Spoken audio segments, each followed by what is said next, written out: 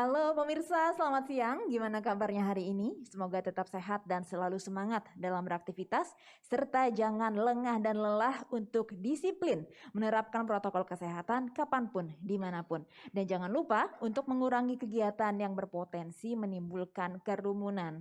Senang sekali saya Egit Hapsari bisa kembali hadir menemani Anda dalam dialog yang kali ini mengangkat tema pentingnya peran masyarakat akhiri pandemi yang disiarkan secara langsung dari Media Center Satuan Tugas Penanganan COVID-19 Graha BNPB Jakarta.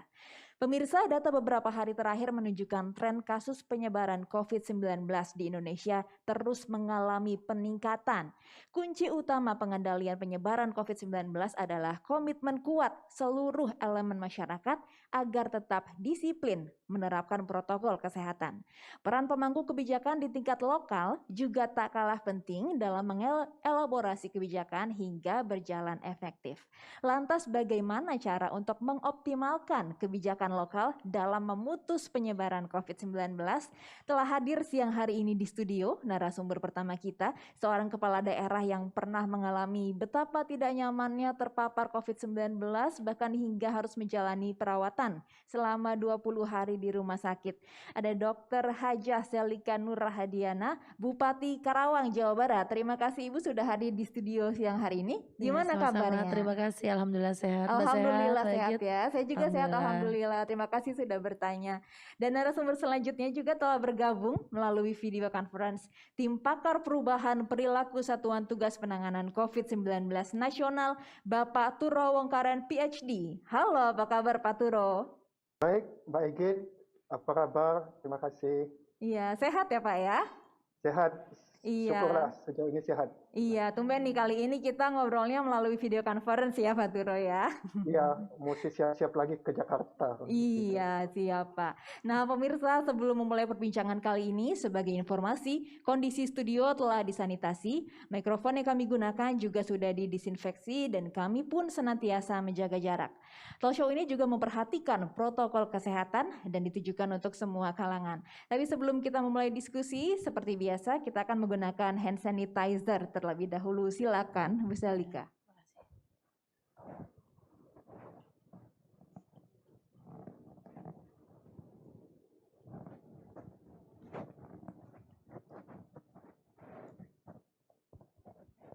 Oke, pertama-tama saya langsung aja tanya sama Bu Seli yang ada di sini, pengalamannya. Kan Bu Seli sebenarnya beberapa waktu lalu nih videonya sempat viral ya Bu ya, waktu memimpin apel itu ternyata mengalami sesak dan ternyata terkonfirmasi positif waktu itu. Mungkin sekarang sudah sembuh ya, tentunya sudah sehat. Tapi mungkin bisa diceritakan pada kita bagaimana pengalaman sebagai survivor dari COVID-19. Ya, terima kasih. Tanggal 26 Maret saya dinyatakan terkonfirmasi positif, dan pada saat itu seminggu sebelumnya memang ada kegiatan tingkat Jawa Barat yang dilaksanakan di Kabupaten Karawang, dan beberapa hari setelah itu saya mendapat kabar bahwa di acara tersebut ada kurang lebih 4-5 orang dari luar Karawang tentunya terkonfirmasi positif, sehingga pada saat itu menjadi kewajiban saya untuk mengecek kondisi yang ada di Kabupaten Karawang, khusus yang memang duduknya berdekatan dengan yang terkonfirmasi positif.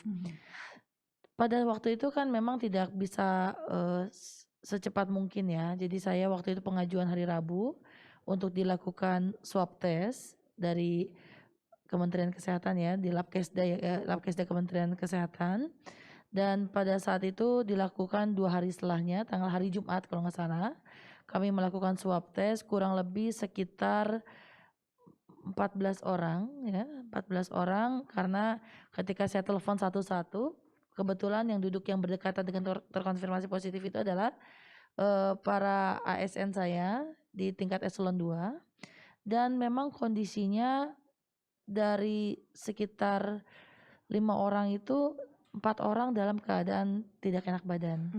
Ada yang bahkan 1 orang ini sudah dirawat di rumah sakit dengan keluhan panas dingin, jadi demam, keluhan sakit kepala, dan 3 orang lainnya memang sempat 2 hari berturut-turut ke klinik karena mengeluhkan kondisi yang tidak nyaman pada tubuhnya. Nah, hari Jumat kami diperiksa dan kami memberikan kesempatan kepada yang pada saat itu hadir. Jadi diri saya dan juga teman-teman yang hadir diprioritaskan yang utama, sehingga tidak termasuk keluarga karena saya di gelombang pertama diprioritaskan yang terindikasi Ada gejalanya. ada gejala dan memang pada saat itu hadir dalam acara tersebut. Nah, dari 14 sampling yang diambil, 7 orang dinyatakan positif. Dan kami dilakukan dan kami disarankan oleh pusat untuk melakukan swab test kontak erat di gelombang yang kedua. Karena kan waktu itu baru banget ya, tanggal 26 Maret itu kan Iya. baru-baru lah. Jadi sangat kaget dan sangat bingung gitu loh, mau ngapain, harus gimana dan lain seperti apa. Nah, pada saat itu jujur sebenarnya tidak bergejala. Jadi gejala saya itu hanya sakit seluruh tubuh saya, termasuk sakit kepala yang belum pernah sempat saya rasakan. Alhamdulillah selama ini sehat ya, belum pernah saya sakit kepala seperti itu, disertai badan yang memang linu-linu sekujur tubuh saya. Tapi memang 2 hari setelah itu saya mohon maaf mendapat menstruasi. Jadi saya pikir apakah ini gejala mau datang bulan, Menstruasi tapi gitu ya. juga datang bulan juga selama ini nggak pernah seperti ini. Makanya saya selama 2 hari itu dipijit setiap hari oleh ya ada mbak saya dipijit. Karena masih positif Masih thinking ya. positive thinking, insya Allah kita nggak kenapa-kenapa. Iya. Nah, singkat cerita ternyata saya positif. Nah, dalam waktu jeda nunggu hasil, karena saya khawatir ada yang positif, akhirnya saya pakai masker itu sampai 3 rangkap teh. Jadi kita pakai masker 3 rangkap. Jadi saya tidak ada demam, tidak ada batuk, nggak ada pilek, nggak ada gangguan pernafasan. Nah, pada saat apel itu memang semenjak itu kan beberapa waktu yang lalu ya sudah kita protapkan bahwa kegiatan harus di lapangan, harus di tempat terbuka sambil berjemur, itu udah memang sudah dilakukan. Nah, karena memang maskernya bertumpuk-tumpuk karena ada kekhawatiran ya para parno ya teh ya. Memang ketika acara itu jam 10 kalau nggak salah pelantikan kepala desa, saya sambil berjemur terus kita pengap ya. Memang ada satu waktu kok saya merasa kok rada pusing nih. Apakah karena terik matahari, masker yang sangat berlapis-lapis, akhirnya saya membatukkan diri. Jadi saya buka membatukkan diri saya dan ya akhirnya Ternyata, viral. Iya, dan ternyata positif ya, dan juga Positif. sempat dirawat 20 hari ya. Nah ini kan Iya. mungkin Bu Sally ini kan mengalami sendiri bagaimana COVID-19 ini menyerang tubuh Bu Sally sendiri dan bagaimana perjuangan Bu Sally untuk sembuh. Nah dari pengalaman ini terpengaruh nggak Bu dengan kebijakan-kebijakan yang Bu Sally terapkan di Karawang terkait dengan penuntasan atau pemutusan penyebaran COVID-19? Iya, pastinya ya. Jadi selama 20 hari saya langsung berkoordinasi di dalam pun dengan Dinas Kesehatan dan dengan para muspida. Karena saya merasa bertanggung jawab karena itu adalah awal mula di Kabupaten Karawang klaster pertama di klaster HIPMI pada saat itu acara HIPMI Jawa Barat dan di gelombang pertama sudah ada 7 orang yang terkonfirmasi positif. Artinya saya pada saat itu meyakini bahwa dari 7 itu berkembang total 40 orang. Sehingga pada saat itu kita memang harus mempersiapkan semuanya. Yang pertama adalah fasilitas kesehatan. Kebetulan ada 3 rumah sakit, 1 rumah sakit kami pemerintah, 2 rumah sakit swasta yang memang baru saja jadi, belum diresmikan. Kami langsung keluarkan kebijakan bahwa Vaskes itu kami gunakan untuk merawat pasien-pasien yang terkonfirmasi positif. Jadi tidak boleh buka untuk umum dulu sementara. Karena nggak mungkin kita mencampur adukan antara penyakit yang umum dengan penyakit COVID yang memang pada saat itu kita juga masih belajar ya dalam proses pembelajaran. Itu yang pertama. Yang kedua, kami siapkan tenaga medis. Jadi dari mulai tenaga medis, non medis, perawat sampai bahkan cleaning service, kami jamin mereka untuk mendapatkan semua bentuk fasilitas seperti hazmat ya, APD, masker, N95 ya, dan pokoknya semua termasuk juga mereka waktu itu kan swab sedikit sulit, jadi kita Iya. rapid setiap 1 minggu sekali. Jadi kami termasuk makannya, termasuk juga perhatian lebihnya yang kami berikan pada tenaga kesehatan kami. Oke. Dan memang pada saat itu kebijakan kami, pemerintah daerah, tidak ada yang boleh melakukan isolasi mandiri di rumah. Jadi semuanya Semua harus di fasilitas kami kesehatan. ambil atau kami bagaimana pemulihan mereka itu dilakukan di fasilitas kesehatan. Oke. Tujuannya adalah pada saat itu karena saya khawatir pada saat itu progresivitasnya tinggi, khawatir tenaga kesehatan ini kelelahan, akhirnya ini menjadi sesuatu hal yang nggak baik bagi tenaga kesehatan kami. Nah, Oke, jadi ini cukup total juga ya effort yang dilakukan Bu Oh, Selly iya. sebagai pemimpin daerah karena Iya. sudah mengalami sendiri ya Bu ya. Iya, Oke, kita akan bertanya lagi, Iya. lanjut ke Pak Turo dulu. Siap. Nah, selanjutnya Pak Turo, ini kan stigma negatif COVID-19 ini nggak bisa dipungkiri ya, masih melekat erat ya Pak di masyarakat. Sehingga nih banyak yang merasa sulit nih untuk menindaklanjuti keluhan atau kasus yang terjadi di lingkungan sekitar mereka begitu. Jadi upaya pemutusan penularan ini tuh jadi terkendala juga. Nah, gimana ini kondisi ini Pak Turo? Ya, ini memang sesuatu yang sangat sulit ya, karena stigma itu ada dua. Yang pertama, stigma di dalam diri sendiri pun itu juga penting, karena dia khawatir misalnya kalau ibu atau bapak yang bekerja, dia khawatir bahwa dia kalau ada keluarganya yang sakit, itu dia yang menyebarkan. Jadi self-shame gitu ya, agak malu kalau dia ternyata menjadi penyebar. Yang kedua itu adalah stigma yang berhubungan dengan cara masyarakat melihat seseorang itu. Dan ini yang sebenarnya dua-duanya sama-sama menyedihkan karena harusnya nggak ada. Tapi salah satunya dikarenakan nggak cuma stigma yang diberikan oleh orang lain, tetapi juga ketakutan-ketakutan yang dari dalam diri sendiri itu yang banyak. Karena memang tergantung dari wilayahnya tentu ya. Tapi banyak sekarang ini kita sedikit berbeda dengan katakanlah bulan April gitu. Pada waktu bulan April atau pada waktu Bu Selly mendapatkan penyakit ini, itu begitu banyak yang tidak kita ketahui dan masyarakat juga benar-benar sangat menghindari. Tapi sekarang kalau saya lihat pelan-pelan masyarakat sudah mulai membuka, oh ya ini penyakit, oh ya memang ini perlu penanganan medis. Tapi tetap saja at the same time orang yang terkena itu takut kalau sampai dia dinyatakan positif, maka ada berbagai hal yang dia harus selesaikan, yang dia harus kalau boleh dihindari oleh dia. Salah satunya mungkin faktor ekonomi ya Pak Turo ya. Oh, Kalau ya, saya positif itu, gimana saya mencari nafkah untuk keluarga gitu mungkin. ya itu salah satu faktor yang sangat penting tuh, karena kalau sampai mereka harus katakanlah yang seperti tadi dikatakan oleh Bu Selly, bahwa mereka itu harus diisolasi di fasilitas kesehatan, ya tergantung dari mereka apakah mereka itu pemimpin rumah tangga gitu yang mencari nafkah, ataupun ibu rumah tangga atau bapak yang tinggal di rumah. Nah, siapapun juga itu akan sangat-sangat menyulitkan untuk keluarga mereka kalau sampai terkena COVID.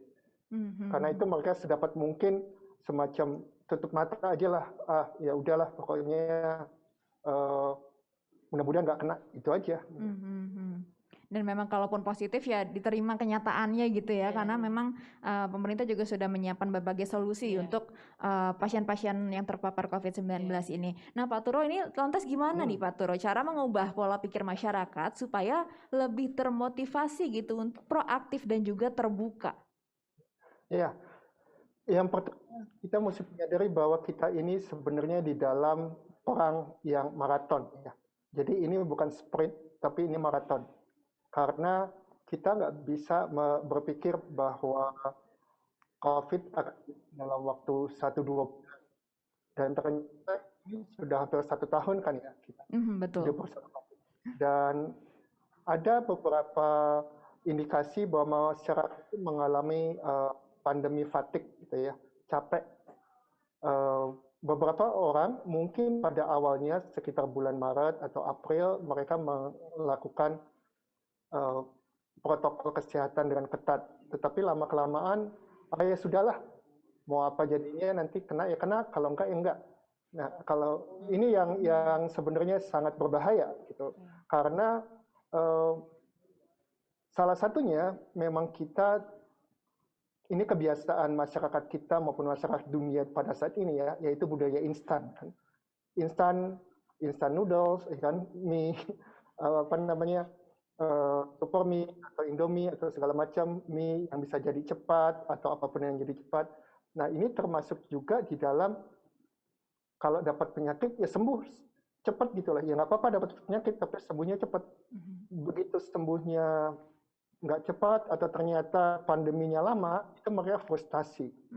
Dan frustasi ini yang membuat kita melihat banyak orang yang seakan-akan sudah tidak lagi mengindahkan pentingnya protokol kesehatan itu. Dan dikhawatirkannya kalau misalkan kondisi ini terus terjadi, ini akan semakin lama ya penuntasannya Justru ya Pak Turo. memperpanjang apa yang mereka Betul. takuti atau mereka nggak suka gitu karena mereka maunya selesainya cepat, justru malah yang terjadi adalah sebaliknya. Nggak sudah-sudah ya.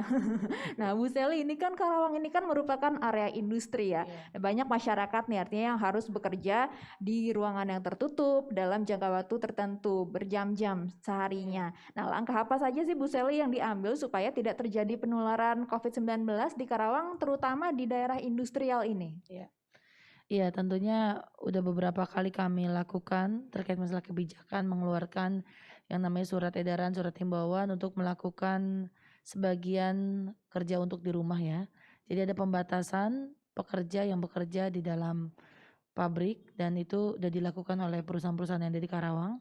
Apalagi memang sempat juga ada klaster-klaster industri di Karawang, 2 atau 3 perusahaan yang pada saat itu memang satu bidangnya kami tutup sementara sampai benar-benar dinyatakan clear. Jadi memang itu dilakukan oleh teman-teman perusahaan sampai sekarang, bahkan mereka ini memang lebih disiplin sebenarnya untuk mentaati semua aturan dan anjuran yang dilakukan oleh pemerintah daerah. Karena mereka juga banyak kekhawatiran justru ketika mereka ada yang terkena positif, produksi mereka berhenti. Betul. Kalau produksi mereka berhenti, kerugiannya lebih besar. Jadi lebih baik mereka memang sedikit demi sedikit mereka bertahap untuk memang melakukan AKB, adaptasi kebiasaan baru, dengan memang membatasi lah pekerja mereka daripada mereka menimbulkan kerugian yang lebih besar. Betul. Dan saya lihat cukup sangat baik dan patuh perusahaan-perusahaan kami yang ada di Karawang, karena memang mereka kan rata-rata perusahaan juga dari luar ya, sehingga memang prokesnya itu benar-benar dijaga dengan sangat baik. Baik ya jadi perusahaannya. Nah, di luar dari wilayah industrial sendiri, secara keseluruhan masyarakat Karawang bagaimana responnya? Ya begini, kalau memang ini kan udah hampir setahun ya, jadi kalau awal di bulan Maret April ya, saya melakukan PSBB itu sampai 2 kali, terus juga PSBM, terus juga baru AKB ya, adaptasi kebiasaan baru. Memang hal yang wajar juga ketika memang masyarakatnya hari ini udah ada lelah tadi seperti beliau bilang Pak Turo ini, sehingga masyarakat sekarang lebih mungkin di lapangan ini ya udah deh, kalau memang saya nasibnya kena ya kena. Nah, ada memang pikiran-pikiran seperti itu, tapi kami sebagai pemerintah, aparat TNI, aparat Polri, tokoh agama, tokoh masyarakat, setiap hari ini kami menjadi agen-agen promosi kesehatan. Dan itu wajib dilakukan. Karena memang ketika saya dapat itu memang jempling deh, semua diam di Karawang ini, nggak ada yang keluar rumah. Karena memang mungkin contohnya adalah wah bupati aja kena apalagi saya. Tapi memang sekarang ini harus kami benar-benar, pertama secara regulasi kami perketat. Misal untuk hari ini tidak ada kafe, restoran yang boleh buka di atas jam 8 malam. Jadi semua harus tutup, sistemnya take away di atas jam 8 malam. Itu juga kan salah satu antisipasi lah untuk penularan COVID lebih tinggi lagi, dan minimal memang ada beberapa kebijakan-kebijakan yang kami keluarkan agar semua terkendali. masalah Oke. penularan COVID Ini itu sendiri. ternyata pandemic fatigue ini bukan hanya dialami masyarakat di Karawang aja ya, tapi kita bersama. Secara psikologis memang kita bisa saja lelah dengan pandemi ini. Semua. Nah, tapi Pak Turo ini kan berhubungan dengan pandemic fatigue nih. Kita mungkin masyarakat sudah mulai lelah melakukan protokol kesehatan. Tapi pendekatan seperti apa Pak Turo supaya masyarakat ini mau mengerti dan juga terbuka kesadarannya dalam menerapkan protokol kesehatan, bahkan nggak perlu menutup diri nih jika ada keluarga atau dirinya mengalami gejala COVID mungkin di tengah kondisi pandemic fatigue yang seperti Pak Turo sampaikan tadi. Pendekatan yang paling baik sebenarnya salah satunya yang sedang kita lakukan saat ini, yaitu meminta Bu Sally yang nggak cuman bupati, tetapi juga dokter, menceritakan pengalaman beliau pada waktu beliau sakit. Ya. Kenapa? Karena orang kan mungkin nggak sampai berpikir memang fatal gitu aja, tetapi mereka berpikir ya kalau kena, kalau enggak gitu. Toh yang mati juga sedikit gitu kan kalau nggak data. Tapi bukan cuma soal yang mati sedikit kalau kita bandingkan angkanya, tetapi kalau kena itu sama sekali nggak enak. Dan dampak jangka panjangnya untuk COVID itu masih banyak yang belum kita ketahui. Tapi setiap hari seakan-akan ada hal yang baru yang kita pelajari dari COVID, yaitu mereka yang tanpa gejala misalnya ternyata paru-parunya rusak gitu, dalam jangka panjang, karena sekarang kan sudah cukup lama untuk membandingkan. Mereka yang gejalanya ringan tapi ternyata ada sesuatu di organnya itu yang tidak berfungsi sebagaimana seharusnya lagi.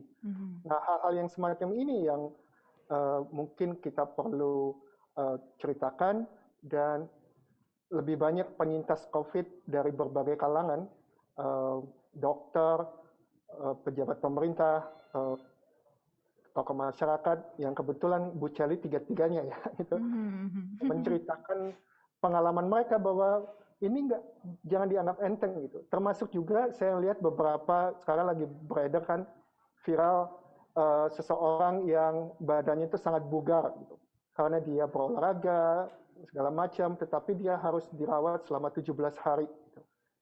Ini menunjukkan bahwa memang COVID tidak pandang bulu. Gitu. Kita bisa saja memang menekankan pada saya menjaga imunitas saya kok dengan cara berolahraga. Tetapi kalau kita tidak menjaga hal yang lain, karena imun aman itu tiga-tiganya harus dilakukan dan secara konsisten terus-menerus. Satu aja bobol, yang lain seakan-akan dalam tanda kutip nggak ada gunanya karena tetap akan bobol semuanya gitu. Itu yang memang harus kita ingat. Jadi jangan sampai lengah dari semua lini gitu. Ini kita kayak total football kita ya, kalau kita perang gitu total, karena satu aja terbuka itu musuh akan langsung masuk. Jadi semuanya ini harus dilakukan ya Pak Turo ya. Harus dilakukan. Nah ini kan kita udah memasuki libur akhir tahun ya, pergantian tahun. Nah Bu Sally, ini kan Karawang mungkin salah satu jalur yang sering dilintasi. Mungkin warga Jabodetabek yang ingin bepergian ke daerah Jawa Barat. Gimana langkah antisipasinya mengenai libur panjang akhir tahun ini? Iya, yang pertama jelas ya, tidak ada perayaan tahun baru yang berlebihan dan tidak ada perayaan lah intinya. Jadi kami mengeluarkan surat edaran dan itu sudah disepakati dengan semua aparat. Jadi teman-teman TNI, teman-teman Polri, kita akan jaga semua, jaga gawang semuanya.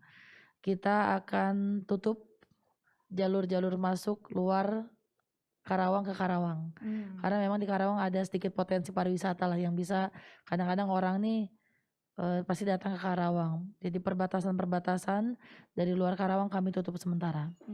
Yang kedua, pembatasan juga jam operasional. Jadi memang kalaupun ada tempat wisata kami batasi jam operasionalnya, dan itu hanya berlaku buat orang sekitar sana. Tidak boleh dari luar.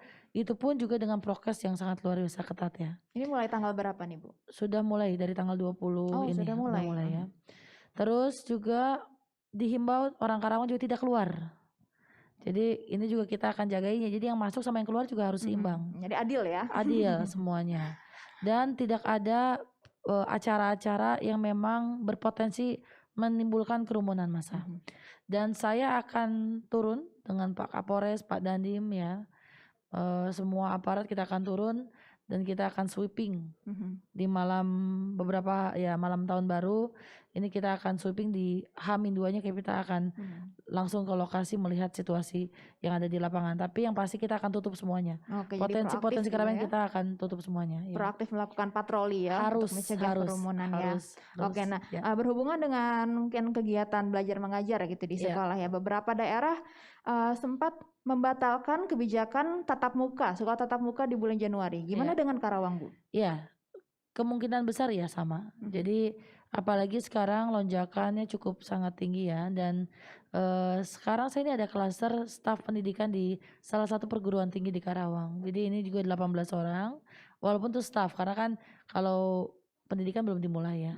Nah itu juga akan menjadi bahan evaluasi kami terkait masalah kebijakan dunia pendidikan. Bentuknya sedang kami formulasikan, apakah untuk kuliah dulu dengan misalnya seminggu sekali atau seminggu 2 kali, itu kita lagi komunikasikan dulu. Tapi kalau untuk PAUD, SD, SMP, SMA itu kayaknya kami kalau tinggi kami membatalkan dulu kebijakan itu. Jadi kami memprioritaskan kesehatan dulu ya daripada urusan yang memang bisa diselesaikan atau dicarikan solusi yang lain, khususnya di dunia pendidikan. Jadi sama juga ya, menunda kebijakan sekolah tatap muka. Jadi tidak akan ada sekolah tatap muka di bulan Januari, at least untuk pendidikan di bawah perguruan tinggi gitu ya. SMA, SMP, SD dan TK kita akan PAUD evaluasi ya. semua ya. Akan dievaluasi dan sedang diformulasikan begitu. Nah, Pak Turo, ini gimana nih, Pak? Karena sebentar lagi libur akhir tahun tadi ya. Bulan depan juga ada beberapa daerah yang menunda, ada juga yang tetap mungkin melakukan kebijakan sekolah tatap muka. Tapi bagaimana masyarakat nih harus mempersiapkan diri, mengingat kasus positif ini masih tinggi nih beberapa hari terakhir? Ya, kita tentu harus melihat lokasinya ya. Gitu ya. Artinya mereka yang memang wilayah yang memang memungkinkan untuk dibuka secara terbatas, itu dipersilakan dibuka secara terbatas. Tetapi kalau memang masih jelas bahwa ada banyak orang keluar masuk dan lain-lain, mungkin seperti yang dilakukan oleh Karawang adalah salah satu cara yang terbaik. Nah, berhubungan dengan masa libur panjang, kita tahu bahwa setiap kali libur, khususnya yang panjang, itu ada kecenderungan peningkatan angka kasus baru. Nah, itu saya pikir kita harus benar-benar menyadari bahwa walaupun kita bosan, walaupun kita capek, dengerin itu aja seakan-akan, tapi nggak ada pilihan lain. Ini benar-benar nggak ada pilihan lain kalau kita mengabaikan protokol kesehatan, itu risiko untuk terkena COVID akan sangat tinggi. Apalagi kalau di dalam kerumunan seperti yang kita lihat di beberapa viral di sosial media ya, begitu banyak orang yang mengantri untuk tes rapid antigen, itu begitu di Soekarno-Hatta, begitu banyak orang yang memenuhi tempat-tempat wisata sekarang ini, ya sangat-sangat berpotensi untuk menyebarkan COVID itu lagi. Dan kalau sekarang kita udah bosen, tapi kita tetap melakukan hal yang sama, maka sebenarnya kita akan memperpanjang. Hal yang lain adalah yang kita belum angkat dari tadi, yaitu kemungkinan vaksin. Gitu ya. Nah, orang mungkin berpikir, kan ntar lagi ada vaksin. Iya, ini malah bikin santai justru malah ya.